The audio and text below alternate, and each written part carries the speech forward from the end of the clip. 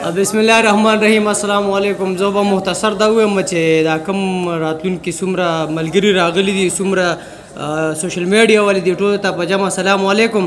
خو یو خبره کومه چې کله دا شاعران ملګري شعر وایي او هغې کې د جینۍ څه ذکر راشي، قسم په خدای که نه لکه د مار چجه وکړي، قسم په خدای.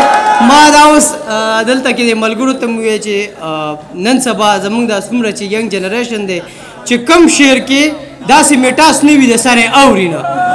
نو جهان صاحب ته په کتاب په مخکتنه باندې چې کوم دی مبارکباد وایم، چونکې موږ یو پروګرام بل لتلیو د الیکشن هلې ځلې دي وروره، خو چې څنګه د کور نه رابر شي په کمپین والا باندې به یې خپه ایښي وایي خپه چوده کاله که زه متې لاندې.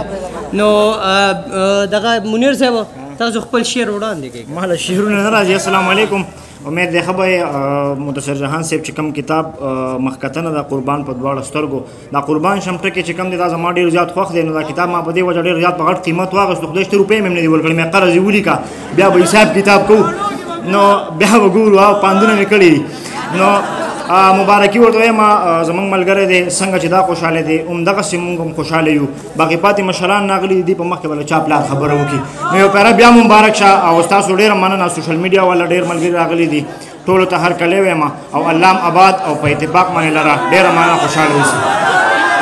ملګري راغلي ټولو نومونه خو نه راځي، خو ټولو ته په خیرالې وایم ستړي مه شئ. جهان صاحب ته چې کوم دی په کتاب په مخکتنه باندې ډېر زیات مبارکباد ورکوم.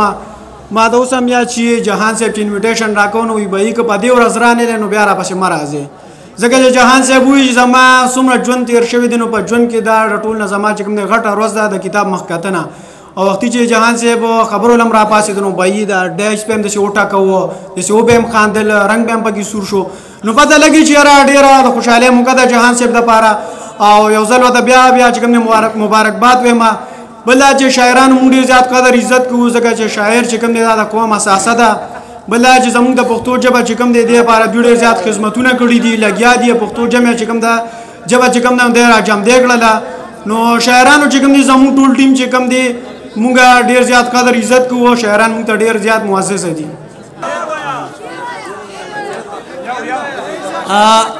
وایي مینې دې داسې لیونی کړم، مننه جي، مینې دې داسې لیونی کړم او په لاره ځم ګوتې شمارم تا یادوم.